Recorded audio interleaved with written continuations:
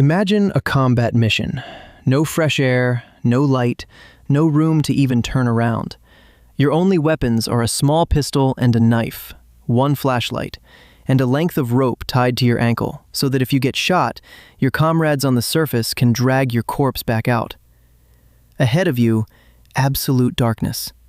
Inside that darkness lie fatal booby traps, venomous snakes intentionally placed at face height, and enemy soldiers waiting in that very same darkness, who have been expecting you longer than you realize. And you have to go in, completely alone.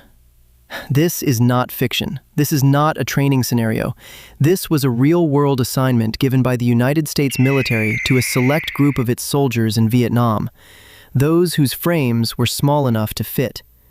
They had no official designation within the military hierarchy, no special unit insignia of pride, no extra hazard pay. Yet, every U.S. soldier in Vietnam knew exactly who they were: the tunnel rats. This is their story. To truly understand the tunnel rats, we must first understand exactly what they were up against. Beneath the dense jungles of the Cu Chi district, roughly 40 kilometers northwest of Saigon, lay one of the most extraordinary military constructions ever devised by mankind during wartime, built almost entirely with bare hands. The Cu Chi tunnel network was not constructed overnight. Its roots trace back to the 1940s, when the Vietnamese fought against French colonial forces. Then came the 1960s. The United States entered Vietnam, bringing with it the most formidable air power ever deployed in any conflict that century. Bombs were dropped in almost unimaginable quantities. Artillery pounded the earth incessantly. Herbicides were sprayed from the skies to defoliate the jungle itself. The Viet Cong chose the simplest answer: go beneath. The Cu Chi tunnels stretched for over 250 kilometers, from the outskirts of Saigon all the way to the Cambodian border. Inside this labyrinth were sleeping quarters and kitchens outfitted with specialized ventilation systems designed to diffuse and dissipate smoke far away from the exit vents. There were armories, rifle repair shops, and ammunition depots. There were emergency hospitals complete with operating rooms. There were command centers. U.S. intelligence reports that were eventually compiled stated that this tunnel system could sustain entire villages, thousands of people, for weeks at a time without them ever having to breach the surface. American troops were marching directly atop a city they didn't even know existed. The Viet Cong would emerge from trapdoors hidden beneath tree roots, rocks, and brushwood.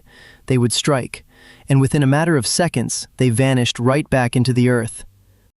Some entrances were even intentionally submerged under rivers or swamps, hidden completely beneath the water's surface, requiring a soldier to dive down first just to enter. U.S. troops could spend days sweeping an area, finding absolutely nothing, only to come under ambush from that exact same direction the very next day, because their enemy never left. They were there the entire time, right beneath their feet. January 1966. The United States launched one of its largest search and destroy operations to date, Operation Crimp.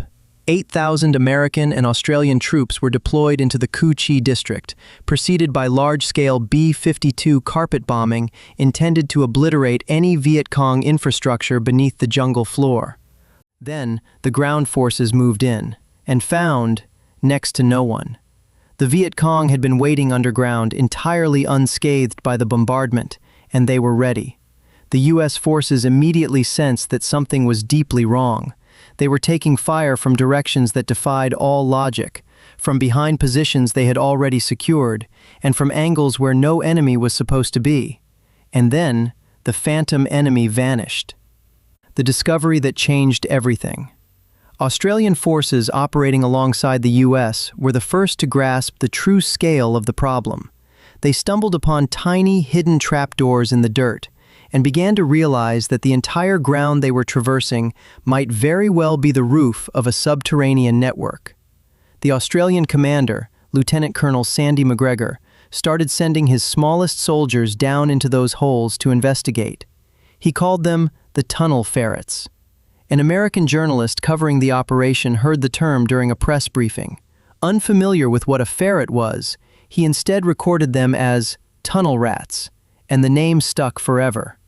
The tunnel rats were not an official unit with rigorous selection processes or lengthy training cycles, at least not in the beginning. The initial recruitment process was incredibly simple and utterly brutal in its simplicity. Whenever a tunnel entrance was uncovered, a sergeant or commander would look around the squad, spot the soldier with the smallest build, and say, "You're going in." There was no choice. There was no offer. Your body size was your destiny. Over time, this ad hoc system evolved into a slightly more structured framework. Captain Herb Thornton of the 1st Infantry Division, who would later be recognized as the father of the tunnel rats, began building small, dedicated teams specifically tasked with tunnel operations.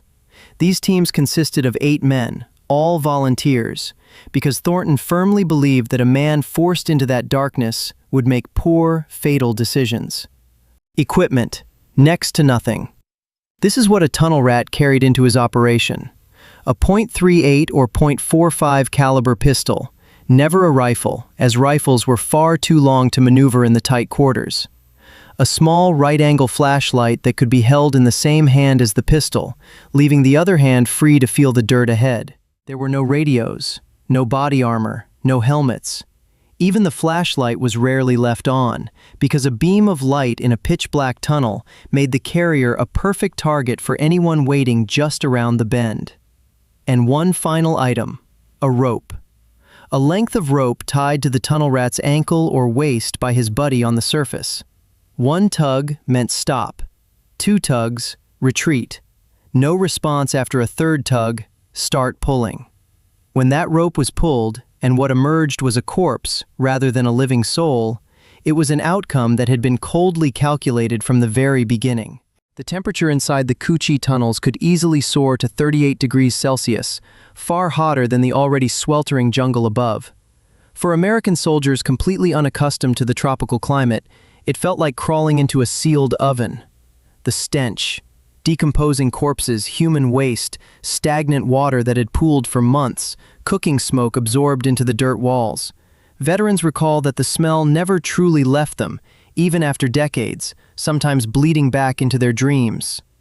Traps, Type 1, the audible. The most basic hazard, a tripwire rigged to a grenade's pin, embedded into the walls or floor. A tunnel rat would crawl through the pitch black, his foot or hand would catch the wire, and within a fraction of a second after that contact, inside a confined space that magnified every blast wave, there was absolutely nothing that could be done. Traps, Type 2, the silent. The Viet Cong leveraged something cheaper than metal and more effective than steel: wildlife. Snakes. The cobras and crate species found in the Vietnamese jungles were venomous enough to kill on their own. But inside the tunnels, they weren't just roaming free. They were tied with thin cords precisely at the face height of a crawling soldier. In total darkness, a tunnel rat wouldn't see it. He would feel it, only after it was already too late. Traps, Type 3, the human. The ultimate threat was not an inanimate object, nor was it an animal. It was the Viet Cong fighter who resolved not to flee when his tunnel was breached. An encounter between a tunnel rat and a Viet Cong insurgent inside a tunnel is a scenario near impossible to describe within ordinary terms. 2 human beings inside a corridor no longer than their own bodies, less than a meter wide, absolute pitch black. There was no room to turn around, no space to run, and no angles for cover. The razor-thin line between life and death was determined by just one thing: who detected the other first?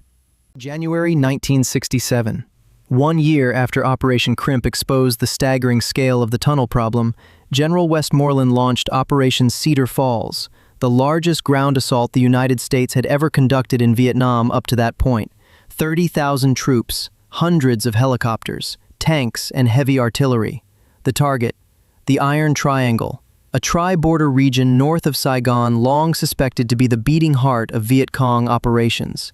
The results were impressive on paper. 700 enemy combatants killed, another 700 captured, 1,100 bunkers destroyed, 400 tunnels demolished, hundreds of tons of food supplies confiscated, and amidst the ruins of the subterranean headquarters breached by the tunnel rats, nearly 500,000 pages of documents, 491,553 pages of Viet Cong intelligence documents, including detailed maps of entire U.S. military bases in Vietnam, troop movement schedules, lists of covert agents, and future attack plans. The tunnel rats didn't just fight, they acted as elite intelligence agents. Every document they hauled out of that darkness had the potential to save lives. Someone else's life, somewhere else, at a different time. Throughout the entirety of the Vietnam War, the number of U.S. soldiers who served as tunnel rats never exceeded roughly 100 men at any given time. 100 men, out of more than 500,000 American troops deployed in Vietnam at its peak. The vast majority of those 100 men were wounded at least once. Many were injured multiple times, and some simply never made it back out of the tunnels. Yet there was one unwritten rule among the tunnel rats that was never broken. No one was ever left behind inside. Wounded or dead, no tunnel rat was abandoned to the darkness. His brothers would go back in to bring him out, no matter the risk. This wasn't a directive passed down from high command.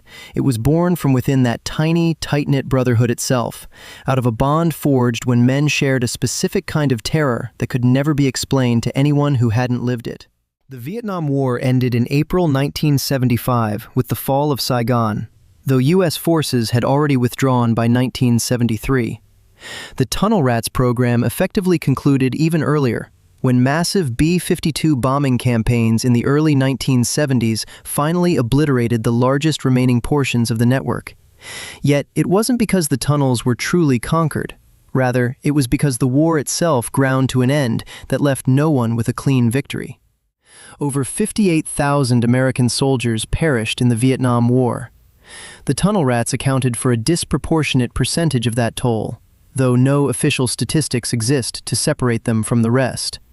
On the Vietnamese side, an estimated 45,000 men and women died defending the Cu Chi tunnels alone, not including the countless other networks scattered across the nation. The tunnels ultimately won their own war. Not all could be breached. Not all could be destroyed.